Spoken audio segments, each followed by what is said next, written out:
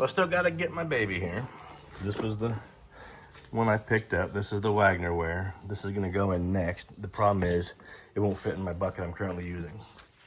So as you can tell by all of the goops, it's been cooking over here. That's 5.2 amps. I've seen it go up to over 8 amps, but it's still on. So that's what we're going to do. I'm going to turn it off. I'm going to at least take the negative terminals off here. And we're gonna lift it out for the first time. Look at me, I got gloves on. And I'll pull it out for the first time. This was the rusty one. All right, I gotta go rinse this off.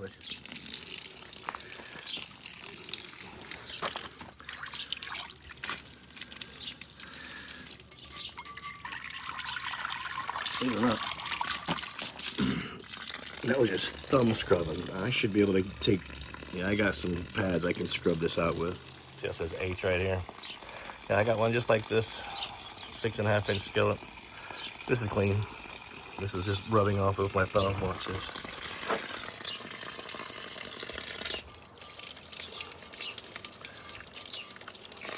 Yep, let me go get this in the kitchen. I'm gonna start seasoning this up.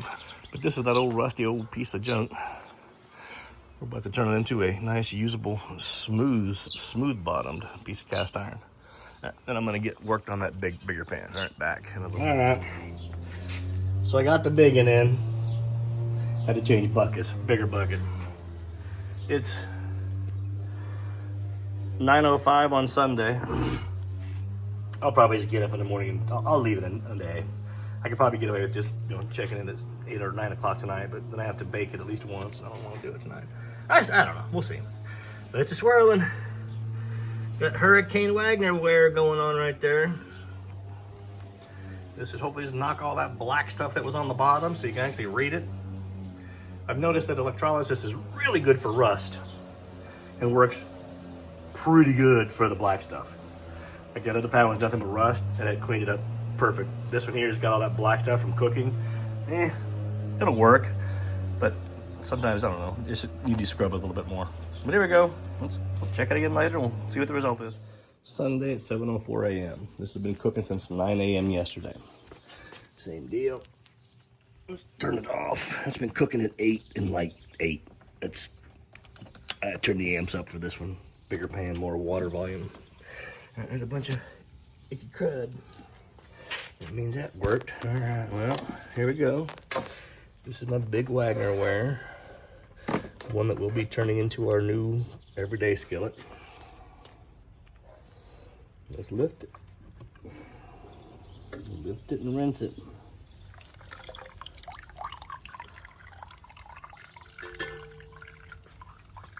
Yeah, that crud came off. The back crud is what we're worried about. Let me get it over there. Go get it outside. Rinsing off here. All right, this is all gonna clean out well. This is what I gotta try to get off really quick.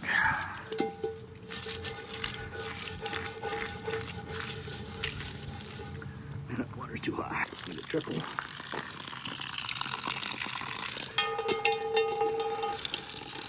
All right, yep.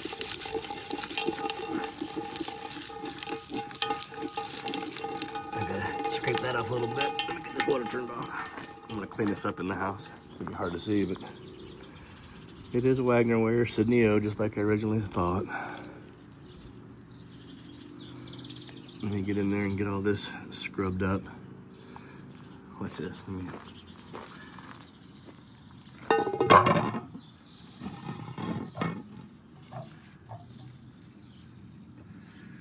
Yeah.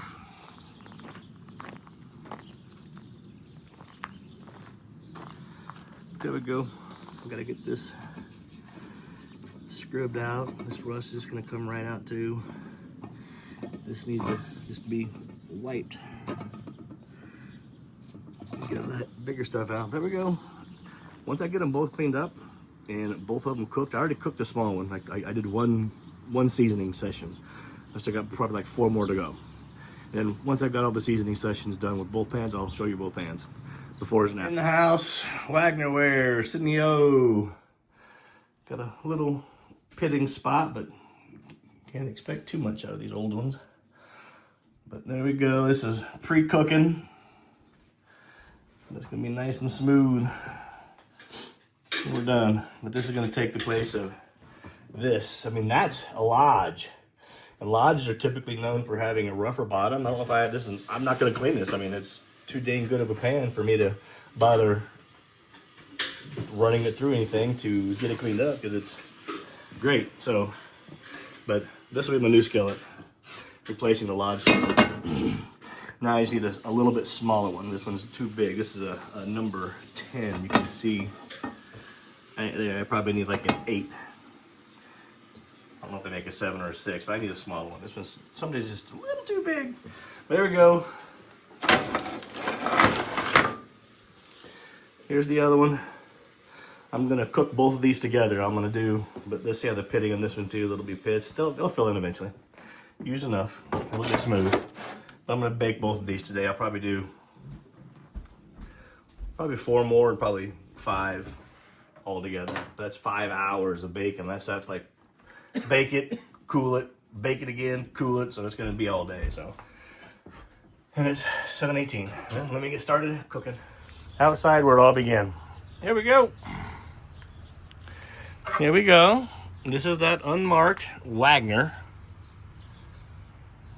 What is it? I can't even. 6.5 inch skillet H. There's an H down here as well. Now this one was pitted from the beginning. This is that rusty ass skillet. It's a little bit pitted. It is still smooth to the touch. You're gonna not have any problems frying some eggs on there. Put some butter in there. Eggs are gonna fry great. But here's my baby. Here is my baby. Here's my Wagner ware, Sydney O, whatever the heck 1060A means. I kind of looked it up. I don't know what it means. This is, I think, 5 or 6 seasoning sessions with my special little seasoning thing that I use. As you can see, smooth as, I can almost shave in this. It's that smooth on the bottom. So this is gonna be my new frying skillet. This is just my new skillet, period. I'm gonna give this to somebody. Whoever needs it, whoever wants it, I'm gonna give it to somebody, because I don't need it, because I have my own little Wagner ware. Even though this is Wagner ware, mine is smoother than this one, so I don't need it. I just bought it for $5. Why not get rid of it? So $5 for that perfect little skillet, $10 for that perfect skillet. And there we go. That's what you get when you shop a little bit. I'm really, really satisfied with this one though. This is my, goodness gracious, this is a great $10 find.